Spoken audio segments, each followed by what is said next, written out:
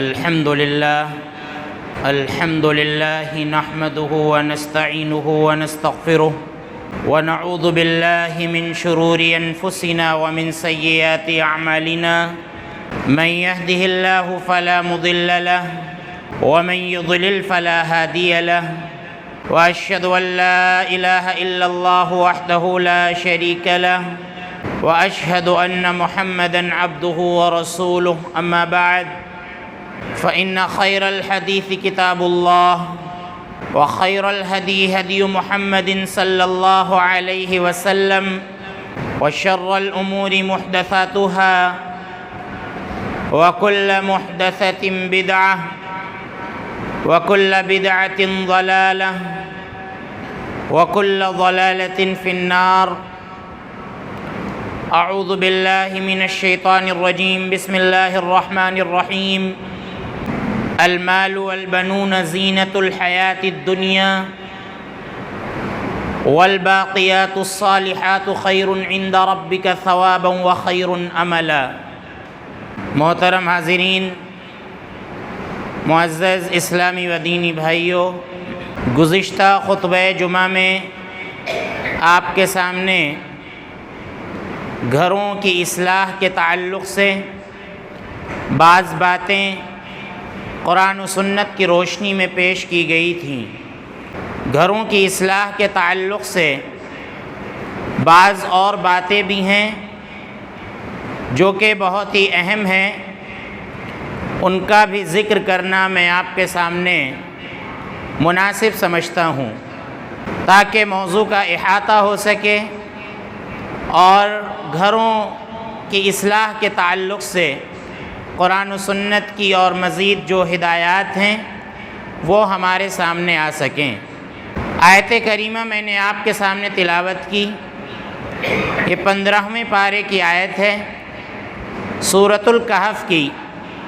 اللہ رب العالمین فرماتا ہے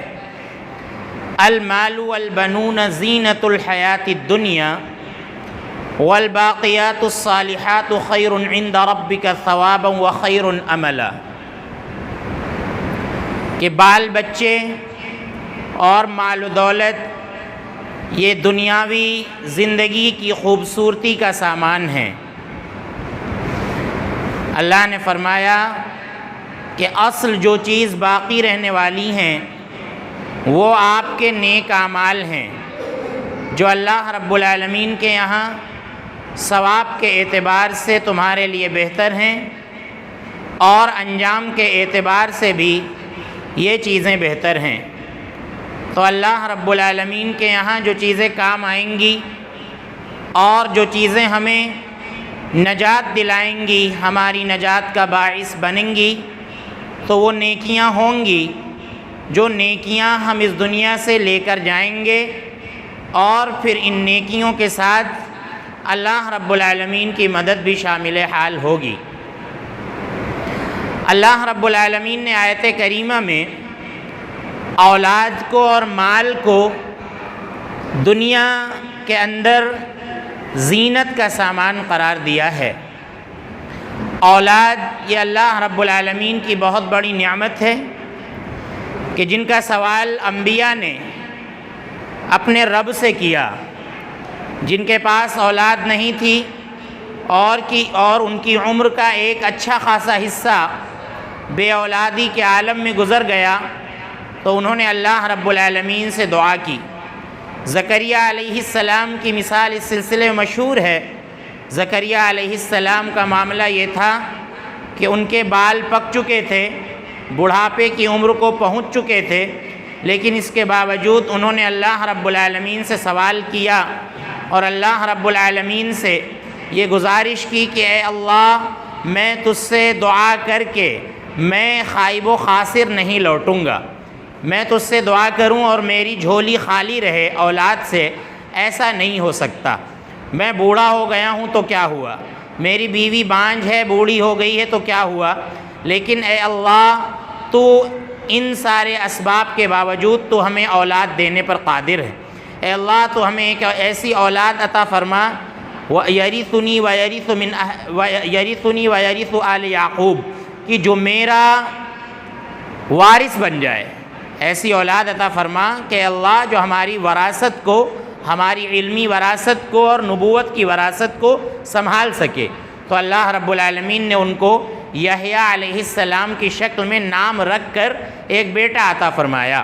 ابراہیم علیہ السلام کو اللہ رب العالمین نے بڑھاپے میں اسماعیل علیہ السلام کی شکل میں اولاد عطا فرمائی، اور 13 سال کے بعد جن بیوی سے بچہ نہیں ہو رہا تھا، اللہ رب العالمین نے ان سے اسحاق علیہ السلام عطا فرمایا۔ تو اس طرح اللہ رب العالمین لوگوں کو اولادیں، انبیاء کو عطا فرماتا رہا ہے۔ تو اولاد یہ اس دنیا کے اندر بہت بڑی نعمت ہے، بہت اہمیت رکھتی ہے۔ اس لیے آپ دیکھیے اللہ کے رسول صلی اللہ علیہ وسلم کی کوئی نرینہ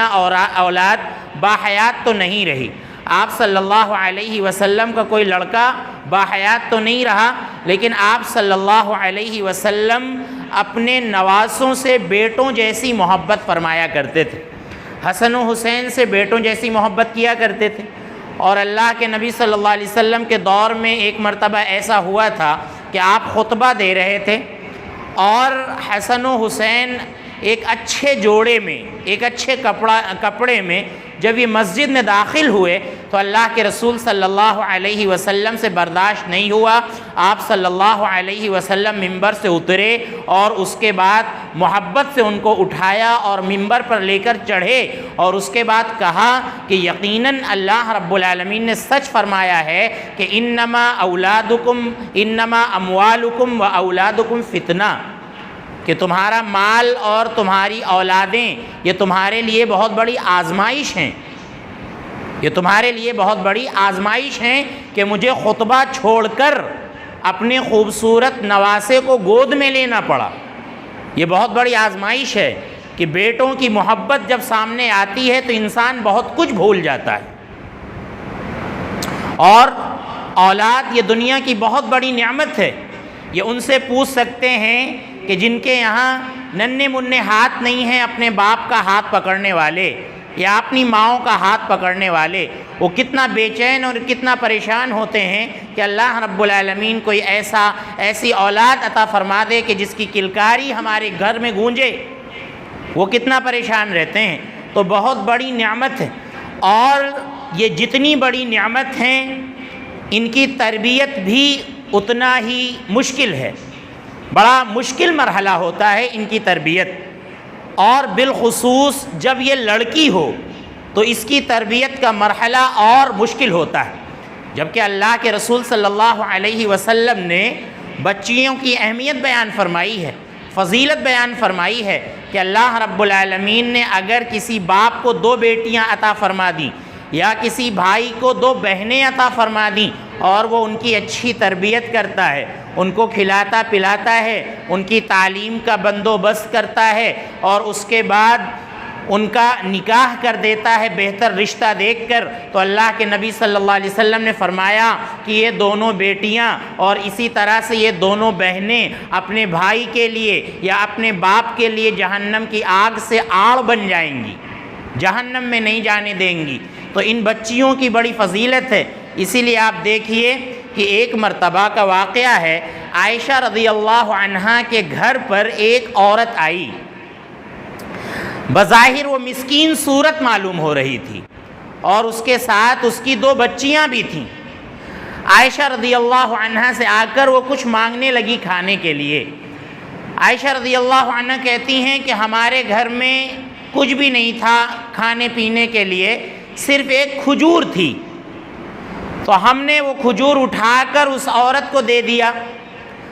اور اس عورت نے اس کھجور میں سے کچھ نہیں کھایا بلکہ آدھی آدھی کھجور دونوں بیٹیوں میں تقسیم کر دی۔ تو اس منظر نے حضرت عائشہ رضی اللہ عنہا کو بہت متاثر کیا کہ ایک ماں کا دل کیسا ہوتا ہے کہ اگرچہ وہ خود بھوکی ہو لیکن اگر اس کے سامنے اس کی بیٹیاں ہیں اور اس کے بچے ہیں تو وہ نہیں کھا سکتی ہے۔ اور ایک باپ کا بھی یہی معاملہ ہوتا ہے کہ اگر بچے بھوکے ہیں تو خود وہ بھوکا رہ جائے گا لیکن اپنے بچوں کو بھوکا نہیں رہنے دے گا۔ اس واقعے نے حضرت عائشہ رضی اللہ عنہ کو بہت متاثر کیا۔ حضرت عائشہ رضی اللہ عنہ کہتی ہیں کہ وہ عورت چلی گئی اپنی بچیوں کو لے کر، اس کے بعد اللہ کے نبی صلی اللہ علیہ وسلم میرے پاس داخل ہوئے تو میں نے آپ سے یہ واقعہ بیان کیا تو اللہ کے نبی صلی اللہ علیہ وسلم نے فرمایا کہ اے عائشہ، کیا تمہیں معلوم ہے کہ من ابتلی من هذه البنات بشیء فاحسن الیہن کن له سترا من النار۔ اللہ کے نبی صلی اللہ علیہ وسلم نے فرمایا کہ اے عائشہ، کیا تم کو معلوم ہے کہ اگر اللہ رب العالمین نے کسی شخص کو بھی ان بچیوں کے ذریعے آزما لیا، ان بچیوں کے ذریعے آزما لیا، آپ دیکھیے بچیوں کو اللہ کے رسول صلی اللہ علیہ وسلم نے آزمائش قرار دیا ہے۔ آزمائش اسی معنی میں ہے کہ ان بچیوں کی تربیت بچوں سے کہیں زیادہ مشکل ہے۔ ان کی تعلیم کا انتظام کرنا، ان کی دینی تربیت کرنا، ان کو پردے میں رکھنا، سلیقے سے رکھنا، پھر اس کے بعد ان کے لیے دیندار رشتہ تلاش کرنا، یہ آزمائش ہے۔ اللہ کے نبی صلی اللہ علیہ وسلم نے فرمایا کہ اللہ رب العالمین نے اگر کسی شخص کو بیٹیاں عطا فرما دیں، بیٹیاں عطا فرمانے کے بعد اس شخص نے ان بیٹیوں کے ساتھ احسان کیا، احسان کا مطلب یہی ہے اچھی تربیت ان کی اور ان کو پڑھایا لکھایا، دینی ماحول میں ان کی تربیت کی، ان کو نماز سکھائی، ان کو دعائیں سکھائیں، اور اسی طرح سے قرآن پاک ان کو پڑھنا سکھایا، اور اسی طرح سے اور بھی دیگر چیزیں شریعت کی سکھائیں۔ اللہ کے نبی صلی اللہ علیہ وسلم فرماتے ہیں کہ اس کے بعد بچیوں کی اچھی جگہ شادی کر دی۔ اللہ کے نبی صلی اللہ علیہ وسلم فرماتے ہیں کن لہ سترا من النار، کہ یہ بچیاں باپ کے لیے جہنم کی آگ سے پردہ بن جائیں گی، اپنے باپ کو جہنم میں داخل نہیں ہونے دیں گی۔ کتنی بڑی فضیلت اللہ کے رسول صلی اللہ علیہ وسلم نے بیان فرمائی۔ اسی لیے بعض سلف کہا کرتے تھے کہ اللہ رب العالمین کسی کو ایک بیٹی اگر عطا فرما دے تو اس کو اللہ رب العالمین سے یہ دعا کرنی چاہیے کہ اللہ رب العالمین ہمیں ایک اور بیٹی عطا فرما دے تاکہ اللہ کے نبی صلی اللہ علیہ وسلم کی یہ فضیلت ہم کو بھی مل سکے، اس ثواب میں ہم بھی داخل ہو سکیں۔ تو اس کے لیے آپ دیکھیے بچوں کی تربیت کے لیے گھروں کی اصلاح میں بچیوں کی تربیت کا بہت اہم کردار ہوتا ہے۔ ہم نے آپ کے سامنے ذکر کیا تھا کہ بچوں کی تربیت میں سب سے اہم بات یہ ہوتی ہے کہ آپ نے اپنے بچوں کو گود کیسی فراہم کی ہے۔ ماں کی گود بچے کا سب سے پہلا مدرسہ ہوتی ہے، سب سے پہلا اسکول اور سب سے پہلا کالج ماں کی گود ہوتی ہے۔ آپ نے اپنے بچے کے لیے کیسی گود کا انتظام کیا ہے؟ تو اسی لیے سلف صالحین کہا کرتے تھے کہ بیٹے کا ایک حق ہے باپ پر، وہ یہ کہ باپ اپنے بیٹے کے لیے اچھی ماں کا انتظام کرے، دیندار با سلیقہ ماں کا انتظام کرے، کہ وہ آپ کے گھر میں آ کر جب اس کی گود بچے سے بھرے تو بچے کی اچھی تربیت کر سکے،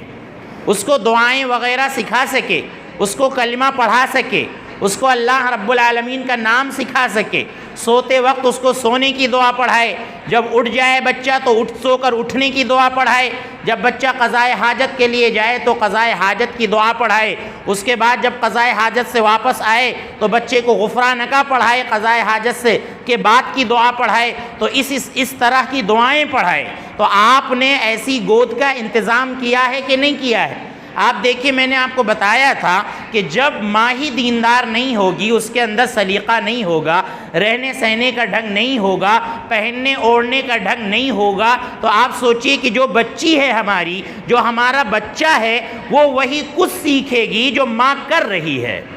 جو ماں کر رہی ہے یا اس کا باپ کر رہا ہے۔ اس لیے آپ دیکھیے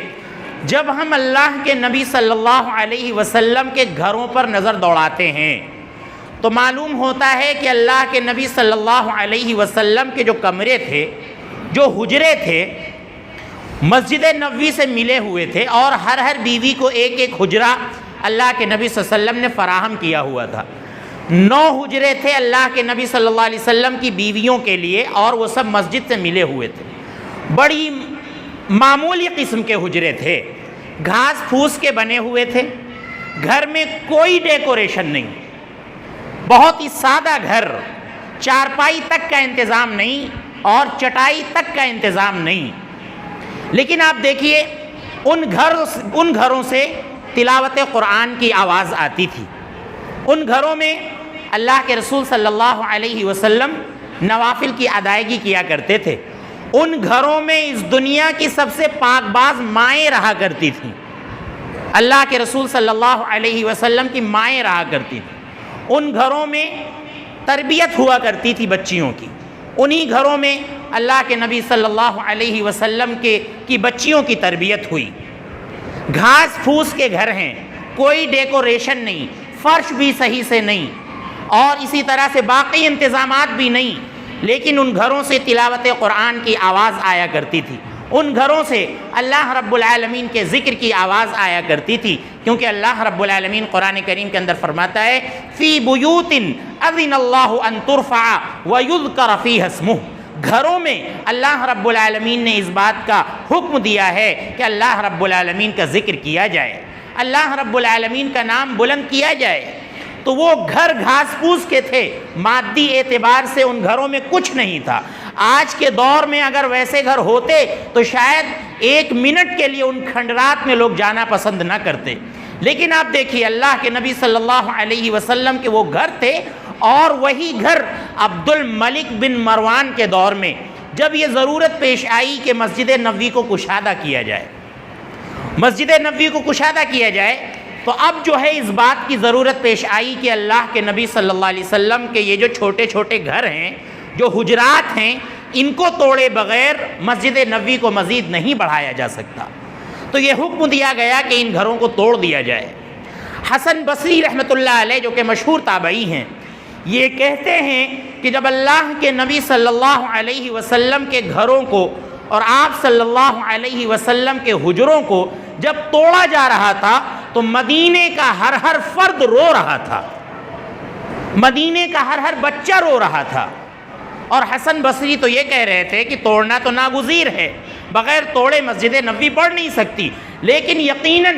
دل سے میری خواہش تھی کہ اللہ کے نبی صلی اللہ علیہ وسلم کے یہ گھر ہمیشہ کے لیے باقی رکھے جاتے، تاکہ آنے والی نسلیں دیکھتی کہ ہمارے نبی جو کہ پوری دنیا کے سردار تھے، سید الانبیاء اور امام الانبیاء تھے، اور جو ہے محسن انسانیت تھے، وہ اور ان کی بیوی ان جیسے گھروں میں رہ کر تلاوت قرآن کیا کرتے تھے، اور اللہ رب العالمین کے ذکر سے ان کھنڈرات کو اور اس طرح کے گھروں کو آباد کیے رہتے تھے۔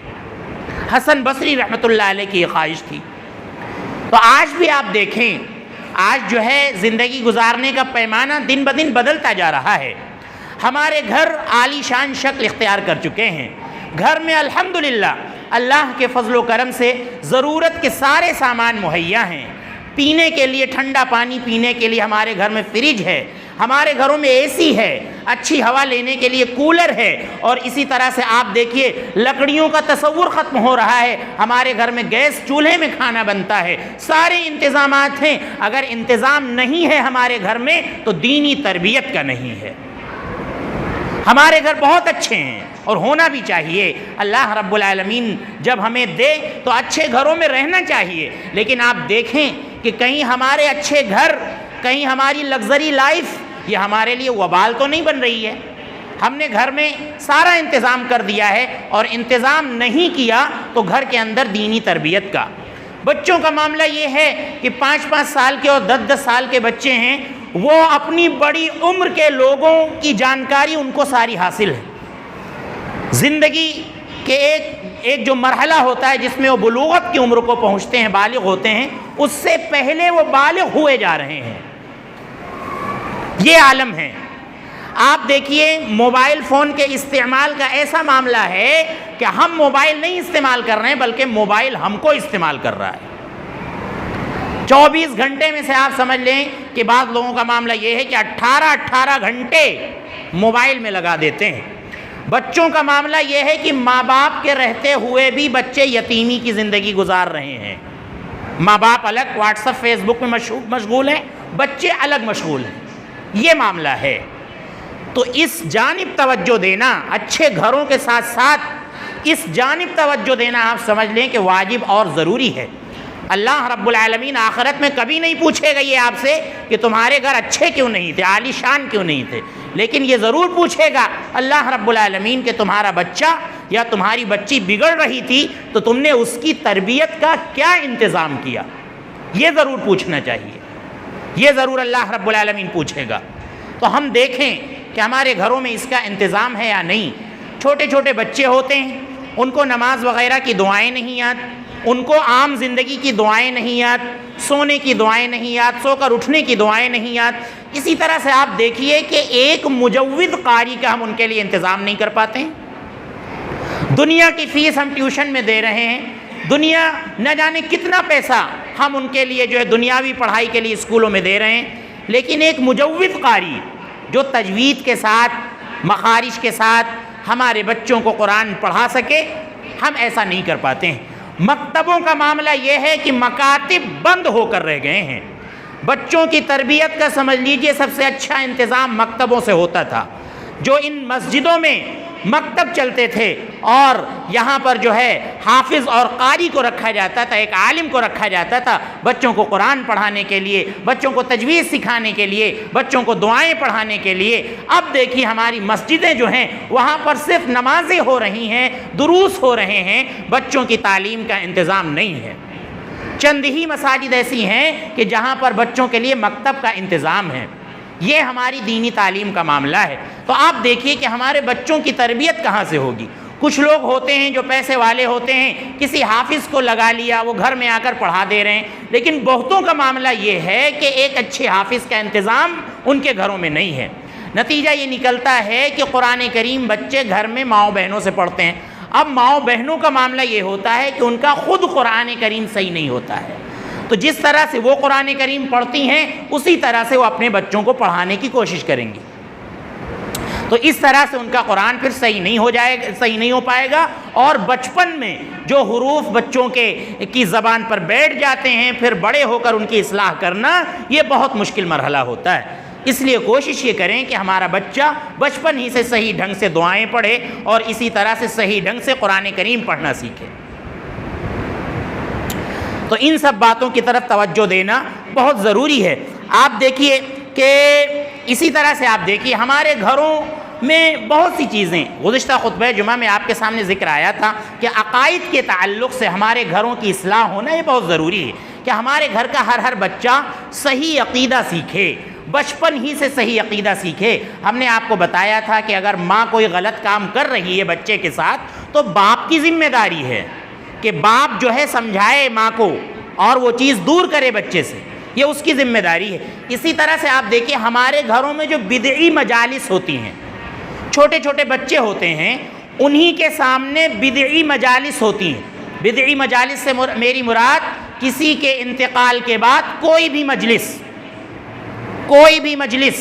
یہ بدعی ہے، آپ سمجھ لیجئے یہ بدعی ہے۔ کسی کے انتقال کے بعد چاہے قرآن خوانی کے نام پر ہم لوگوں کو اکٹھا کریں، چاہے 10ویں 40ویں کے نام پر، فاتحے کے نام پر یا میلاد کے نام پر ہم اکٹھا کر رہے ہیں، یا میلاد کا تعلق کسی کے مرنے سے نہیں ہوتا ہے، ایسے ہی انسان سال میں 6 مہینے پہ لوگ کراتے ہیں۔ ایک عجیب جو ہے دینداری لوگوں میں پائی جا رہی ہے اس قسم کی کہ کچھ نہیں ہے، گھر کے سارے لوگ آواں کا آواں بے نمازی ہے، لیکن چلو مہینے سال میں ایک بار میلاد کرا دو۔ یہ میلاد کی بدعت یہ صریح بدعت ہے، اور اس کے اندر کچھ ایسے کام ہوتے ہیں جو آپ کو شرک تک لے جاتے ہیں۔ ہمارے بچے بچپن ہی سے اسی ماحول میں پلتے ہیں، وہ یہ سمجھتے ہیں کہ میلاد یہ دینداری ہے، یہ دینداری ہے، لہذا اس بدعت کا بائیکاٹ کیا جائے، اس بدعت کا بائیکاٹ کیا جائے۔ اسی طرح سے آپ دیکھیے کہ کسی کے مرنے کے بعد اگلے دن یا تیسرے دن جو بھی ہوتا ہے قرآن خوانی کے نام پر ہم لوگوں کو جمع کرے، یہ بدعت ہے۔ کیوں بدعت ہے؟ نہ تو اس کا ذکر قرآن میں ہے، نہ تو اس کا ذکر حدیث میں ہے، نہ تو یہ سلف صالحین میں سے کسی نے کیا، نہ تو صحابہ کرام نے کیا، نہ تو تابعین نے کیا، نہ تو تبعی تابعین نے کیا، نہ تو ائمہ دین نے کیا، لہذا یہ بدعت ہے۔ مرنے کے بعد سمجھ لیں کسی کے نام کی اگر ایک بوٹی آپ کھا رہے ہیں اور ایک گلاس پانی پی رہے ہیں اور ایک جلیبی آپ کھا رہے ہیں یا ایک لڈو آپ کھا رہے ہیں، تو آپ سمجھ لیں وہ لڈو، وہ جلیبی، وہ کھانا وہ بدعت کا ہے، آپ گنہگار ہو رہے ہیں، گنہگار ہو رہے ہیں۔ بالکل بائیکاٹ کرنا ہے ایسی محفلوں کا، اور چھوٹے بچوں پر ان کا بہت برا اثر ہوتا ہے۔ یہ کچھ نہیں ہے، یہ دینداری نہیں ہے۔ دینداری وہ ہے جو ہم نے آپ کے سامنے ابھی بیان کی ہے۔ اسی طرح سے آپ دیکھیے کچھ کام ایسے ہیں جن کا تعلق بدعات سے نہیں ہے، لیکن وہ کام جو ہیں فرنگیوں سے آئے ہیں، وہ کام انگریزوں سے آئے ہیں، وہ کام عیسائیوں سے آئے ہیں، لہذا ایسی تمام دعوتوں کا اور ایسے تمام کاموں کا ہمیں بائیکاٹ کرنا ہے جو ہمارے یہاں انگریزوں سے آئے ہیں، جو ہمارے یہاں عیسائیوں سے آئے ہیں، جو ہمارے یہاں اسلام دشمنوں سے آئے ہیں۔ آج آپ دیکھ لیجئے کہ مسلمانوں کی اکثریت کا معاملہ یہ ہوتا جا رہا ہے کہ ان کو کوئی تاریخ یاد نہ ہو لیکن اپنا برتھ ڈے ضرور یاد رہتا ہے۔ لوگ کر رہے ہیں، کچھ لوگ یہ کہتے ہیں کہ بھائی ہم کیک نہیں کاٹتے ہیں، ایسے ہی منا لیتے ہیں۔ کیوں منا رہے ہیں آپ؟ کس نے کہا منانے کے لیے؟ آپ کو کچھ نہیں یاد، بچے کی پیدائش کی تاریخ یاد ہے، اور ہر سال آپ بیجا تکلفات کر رہے ہیں اور انگریزوں کی نقالی کر رہے ہیں، عیسائیوں کی نقالی کر رہے ہیں۔ کیوں آپ کر رہے ہیں؟ اسی طرح آپ دیکھیں اینیورسری، شادی کی سالگرہ، کچھ یاد نہ ہو شوہر و بیوی کو، لیکن جو ہے ان کو اپنی سالگرہ ضرور یاد رہتی۔ اور کچھ لوگ کہتے ہیں کہ ہم نہیں مناتے ہیں، بس فوٹو اسٹیٹس پہ لگا لیتے ہیں۔ یہ تو اور برا ہے۔ کیوں لگا رہے ہیں آپ اسٹیٹس پہ فوٹو؟ لوگ مبارکباد دے رہے ہیں۔ عجیب منظر ہوتا چلا جا رہا ہے مسلمان گھرانوں کا، ایسا لگ رہا ہے کہ ہم فرنگی ماحول میں جی رہے ہیں، انگریزی ماحول میں جی رہے ہیں، لگتا ہی نہیں کہ ہم اسلامی ماحول میں پل رہے ہیں۔ لہذا ایسی تمام محفلوں کا آپ بائیکاٹ کریں، نہ تو اپنے گھر میں کسی کا برتھ ڈے ہونے دیں، اور نہ تو اپنے گھر میں کسی کی بدعی مجلس منعقد ہونے دیں، اور نہ تو جو ہے کہ کہیں آپ شریک ہوں۔ اگر کوئی آپ کو مبارکباد دے رہا ہے، کوئی آپ کو وش کر رہا ہے، تو آپ کا اس کے سلسلے میں دو ٹوک رویہ ہونا چاہیے، اور اسی وقت آپ کو اس کے منہ پر اس کو آپ کو جواب دینا چاہیے۔ اور بدعی مجالس کا خاص طور سے جو دین سے جڑ جاتی ہیں اور اللہ کے نبی صلی اللہ علیہ وسلم کے دین کے ساتھ خیانت سے جڑ جاتی ہیں، ایسی محفلوں کا آپ مکمل انداز میں بائیکاٹ کریں، اپنے گھر میں ایسا کوئی کام ہونے نہ دیں۔ اور اسی طرح سے آپ دیکھیے ہمارے گھروں میں بے حیائی کے بہت سے کام ہوتے ہیں، بے حیائی کے بہت سے کام ہوتے ہیں۔ مثلا ہماری بچیاں بڑی ہو گئی ہیں، وہ تنگ لباس پہن رہی ہیں اور سروں پر ان کے دوپٹہ نہیں ہے، تنگ لباس پہن کر نکل رہی ہیں، اور بڑے بھائی ہیں، باپ ہیں، وہ دیکھ رہے ہیں، کیونکہ ماحول بن گیا ہے، دیکھ رہے ہیں، ان کو یہ بات بالکل گرا نہیں معلوم ہو رہی ہے، بالکل بری نہیں معلوم ہو رہی ہے۔ اللہ کے نبی صلی اللہ علیہ وسلم نے فرمایا کہ ایسا شخص دیوس ہے، ایسا شخص دیوس ہے جو اپنے گھر میں بے حیائی ہوتے دیکھے، اپنی بچیوں کے تنگ لباس دیکھے، اپنی ماں بہنوں کے تنگ لباس دیکھے اور ان پر نہ ٹوکے۔ اللہ کے نبی صلی اللہ علیہ وسلم نے فرمایا کہ ایسا شخص دیوس ہے، اور دیوس جو ہوتا ہے وہ جنت میں نہیں جائے گا۔ لہذا مردوں کی ذمہ داری ہے، اور جیسا کہ ہم نے بتایا کہ الا کلکم راع وکلکم مسئول عن رعیتہ، اللہ کے نبی صلی اللہ علیہ وسلم نے فرمایا کہ تم میں سے ہر شخص ذمہ دار ہے اور اس سے اس کی ذمہ داری کے بارے میں پوچھا جائے گا۔ تو آپ دیکھیں کہ ان سب باتوں سے متعلق آپ کتنی ذمہ داری نبھا رہے ہیں اور کتنا اپنے بچوں کو سمجھا رہے ہیں، اپنے گھر میں کتنا سمجھا رہے ہیں۔ لہذا بہت ضروری ہے، آج بے حیائی اسی وجہ سے پنپتی جا رہی ہے کہ ہمارے گھروں میں بچیوں کے تنگ لباس پہ اور ان کے سر پر جب دوپٹہ نہیں ہوتا ہے تو کوئی ان کو ٹوکنے والا نہیں ہے۔ لہذا ٹوکیں، باپ بھائیوں کے اندر اتنی غیرت ضرور ہونی چاہیے کہ ماں بہنوں کے ساتھ اگر ایسا ہوتے دیکھیں تو وہ ضرور روکیں۔ تو ان سب باتوں پر دھیان دینا اور ان سب بدعات اور خرافات سے بچنا، اور گھروں کی تربیت اچھی کرنا روحانی انداز میں، مادی انداز میں تو ہم کر لیتے ہیں، گھروں میں ساری چیزیں فراہم کر دیتے ہیں، لیکن جو روحانی تربیت ہوتی ہے وہ ہم اپنے گھروں میں نہیں کر پاتے ہیں۔ لہذا اس کی بڑی ضرورت ہے، اس کی بڑی ضرورت ہے، ورنہ آپ دیکھیے کہ آج ہمارے بچے ان سب چیزوں میں مگن رہتے ہیں، دنیا میں کیا ہو رہا ہے، دنیا کے حالات سے وہ واقف نہیں ہوتے ہیں، کیسی کیسی چیزیں ہیں کہ جن پر بر وقت توجہ دینا بہت ضروری ہوتا ہے، لیکن ہم اور ہمارے بچے اور ہمارے گھر کے دیگر افراد توجہ نہیں دے پاتے ہیں۔ آپ دیکھ لیجئے کہ عالم اسلام کا پوری دنیا میں کیا معاملہ ہے، مسجد اقصیٰ کے ساتھ آپ دیکھ لیجئے کیا سلوک ہو رہا ہے، کیسا ناروا سلوک ہو رہا ہے۔ آپ سوچئے کہ آپ اپنے بچوں کے بارے میں تصور کیجئے کہ اگر ہمارے بچوں کے ساتھ ایسا معاملہ ہو کہ بم دھماکہ ہو اور ایک ہاتھ ان کا شل ہو جائے یا ایک ہاتھ ان کا تن سے جدا ہو جائے یا وہ پورے جھلس جائیں آگ میں اور اس اسپتال میں، اس حالت میں وہ اسپتال میں ایڈمٹ ہوں، تو کیسا منظر ہوگا اگر ہم اپنے بچوں کے ساتھ تصور کریں۔ ان کے ساتھ یہ سارے معاملات ہو رہے ہیں، باضابطہ لوگوں سے سے باتیں ہو رہی ہیں تو وہ کہتے ہیں کہ پڑوس کے بچے مر چکے ہیں، ہم اپنے بچوں کی موت کا انتظار کر رہے ہیں، اپنی اور اپنے بچوں کی موت کا۔ یہ عالم ہے وہاں کا،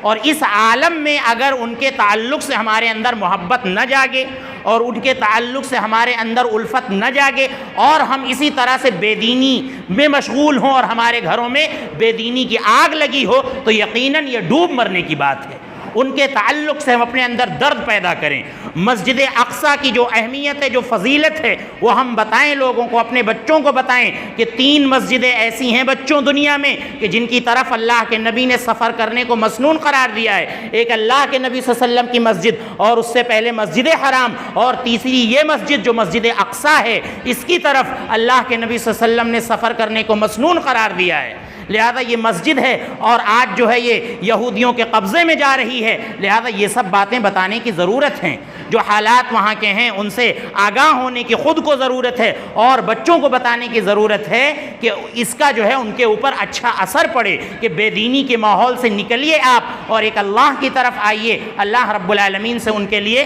دعائیں کی جائیں۔ اس بات کی ہم سب کوشش کریں۔ اللہ رب العزت ہمیں ان باتوں کو سمجھنے کی اور ان پر عمل کرنے کی توفیق عطا فرمائے۔ اللہ رب العزت ہمیں دین پر ثابت قدمی عطا فرمائے۔ اللہ رب العالمین ہمیں اپنے گھروں کی اصلاح کرنے کی توفیق عطا فرمائے۔ اللہ رب العزت بچوں کی دینی و اسلامی تربیت کرنے کی توفیق عطا فرمائے۔ اللہ ہمیں شرک و بدعات سے محفوظ فرما۔ اے اللہ جب تک ہمیں اس دنیا میں رکھ، ایمان کی حالت میں رکھ، جب ہمارا خاتمہ ہو ایمان کی حالت میں ہو۔ اے اللہ جن بھائیوں نے دعا کی گزارش کی ہے اور جنہوں نے گزارش نہیں کی ہے، اے اللہ ان کی تمام جائز تمناؤں کو قبول فرما۔ اگر وہ بیمار ہیں تو انہیں شفائے کاملہ عاجلہ عطا فرما۔ اے اللہ عالم اسلام میں جہاں بھی مسلمان بھائی پریشان حال ہیں، اللہ ان کی پریشانی کو دور فرما۔ اے اللہ بالخصوص فلسطین اور اہل فلسطین کی مدد فرما۔ اے اللہ ہم سب کو تو آزمائشوں سے محفوظ فرما۔ اے اللہ جب تک ہمیں اس دنیا میں رکھ، ایمان کی حالت میں رکھ، جب ہمارا خاتمہ ہو ایمان کی حالت میں ہو۔ آمین۔ وآخر دعوانا الحمد للہ رب العالمین۔